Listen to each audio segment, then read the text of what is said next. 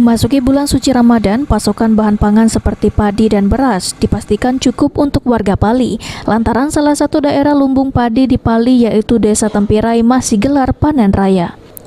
Diketahui bahwa sawah yang baru selesai dipanen merupakan hasil dari program optimalisasi lahan dari Dinas Pertanian.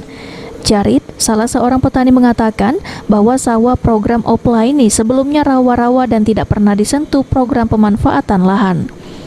Sehingga pada bulan Oktober 2019 dilakukan awal mulai digarap OPLA di Desa Tempirai. Meskipun demikian, total keseluruhan OPLA yang digarap seluas 250 hektar yang terrealisasi. Pada masa penanaman hanya bisa seluas 150 hektar. Hasilnya baru satu kali panen raya dari luas 150 hektar bisa didapat 250 ton. Padi? Untuk stok padi ya, Kak? untuk menjelang puasa ini stok padinya diperkirakan 150 untuk masyarakat. Baik, itu sangat mencukupi berarti untuk warga Tempirai ya? Iya. Kira-kira kita bakal menjual lah?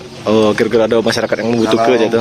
Kalau masyarakat butuh Padi atau beras?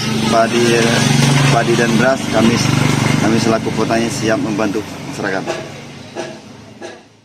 Adanya bantuan mesin giling padi dari pemerintah kabupaten sangat membantu proses panen.